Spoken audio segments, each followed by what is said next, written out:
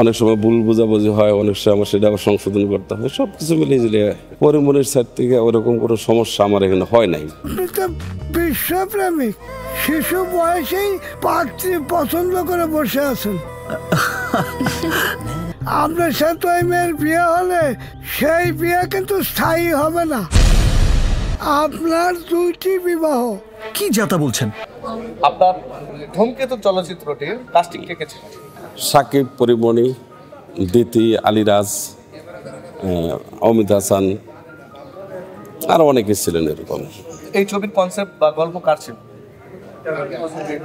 গল্পটা ছিল, ছবির যে প্রযোজক ছিলেন মনির রাজারই গল্প লেখা। আচ্ছা, চিত্রনাট্য চিত্রনাট্য আমার ছিল। জি জি। তো আপনার এই চলচ্চিত্র নির্মাণের সময় কোনো স্মৃতিচারণ বা সুমধুর কোনো ঘটনা আপনার ছবি? যেহেতু বিগ কাস্টিং ছবি করতে গেলে তো স্মৃতির অভাব নেই, অনেক স্মৃতি আছে। তো একটা ছোট্ট একটা ঘটনা যেটা দর্শকদের অনুপ্রেরণা ছোট ঘটনা, সেটা হলো যেমন সাকিব খান। এখন ছবির মানে এমন একটাই হলো যে তখন সাকিব খানের 12-13টা ছবি।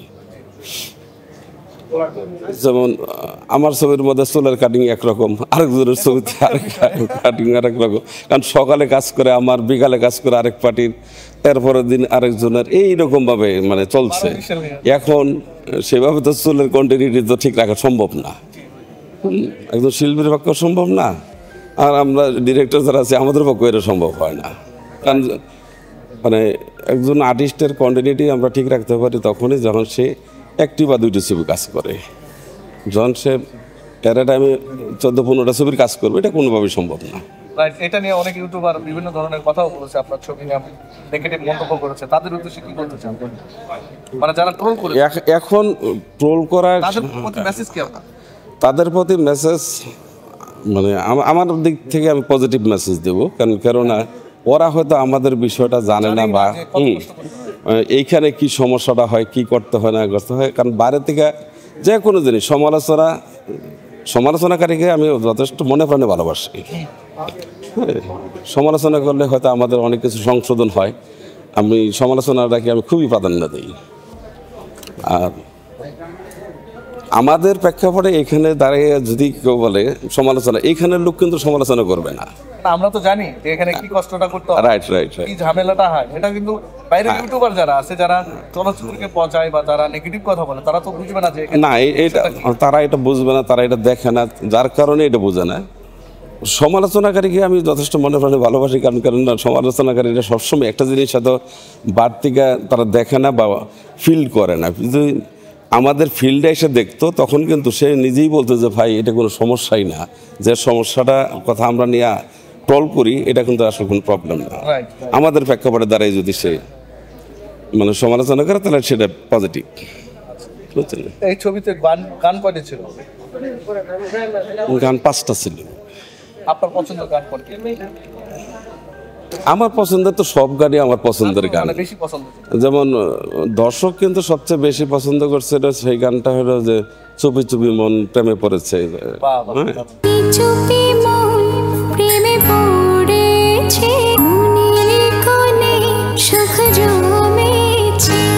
এই গানটাই কিন্তু সবচেয়ে বেশি মানে দর্শক জনপ্রিয় হয়েছে। আর কোনটা আপনার কাছে? এরপরে তো ছিল সবগুলা গানই তো মোটামুটি বেশ ভালো গান ছিল। এখন যে ইউটিউবে দেখলে দেখা যায় কোনোটা হয়তো মানে 1 কোটি, কোনোটা 1.5 কোটি, কোনোটা 2 কোটি, কোনোটা 4 কোটিও গেছে এরকম। এখন দর্শকের ভালো না লাগলে দর্শক দেখলো এবং সমালোচনা করতে পারতো, সেটা কিন্তু গানে কিন্তু সমালোচনা নাই। আপনার এই ধূমকেতু চলচ্চিত্রে পরিমণির সাথে কোনো স্মৃতিচারণ, কোনো ঘটনা? স্মৃতিচারণ বলতে মনে করেন যে স্মৃতির তো আসলে অভাব নেই, কারণ অনেক ধরনের স্মৃতি আছে। সেই স্মৃতি একসাথে কাজ করতে গেলে অনেক সময় ভুল বোঝাবুঝি হয়, অনেক সময় আমার সেটা আবার সংশোধন করতে হয়, সব কিছু মিলিয়ে ঝুলিয়ে ভালোই।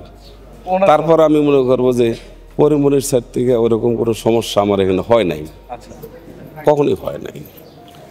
সাকিবের বিষয়টা বলবো সমস্যা, কারণ সে অনেকগুলা কাজ হাতে, সেই ক্ষেত্রে তো সাকিব শুধু আমার কাজ করে নেই যে শুধু আমারটা করতেছে আরেকজনটা করতেছে না, এরকম শিডিউলের জটিলতা থাকবেই, এবং এইটা মাইনে নিয়েই কিন্তু আমাদের কাজ করতে হয়, বুঝছেন? যেটা পৃথিবীর অন্য অন্য রাষ্ট্রে কিন্তু এরকম সিস্টেম নেই, ওরা একটা ছবি ধরে একটা ছবি শেষ করে, হ্যাঁ, যার কারণে ওদের কিন্তু ওই প্রবলেমটা ফেস করতে হয় না, কিন্তু আমাদের এই প্রবলেমটা ফেস করতে হবে। আমাদের বর্তমান চলচ্চিত্রের অবস্থা এবং আপনার ভবিষ্যৎ পরিকল্পনা নিয়ে কিছু বলুন। আমাদের অবস্থানটা আসলে কিছু না এখানে, মানে সব কিছু মিলে যে মনে করেন গভর্নমেন্ট যদি একটু সুদৃষ্টি দেয় তাহলে কিন্তু চলচ্চিত্র সেই, অনেকে বলে যে সোনালী যুগ অমুক যুগ, আমি মনে করি তার সাথে ভালো যুগ কিন্তু এখন, জাস্ট একটু সহযোগিতা করলেই হয়, যায় আর কিচ্ছু লাগে না। কংগ্রাচুলেশন শাওন, যেখানে এক স্ত্রীকে পেলে পুষে রাখতে মানুষ হিমশিম খায়, সারাক্ষণ আতঙ্কে থাকে কখন কার হাত ধরে পালিয়ে যায়, 2 স্ত্রী রাখার কথা ভাবছো? মাশাআল্লাহ মাশাআল্লাহ। বাজে কথা রাখুন।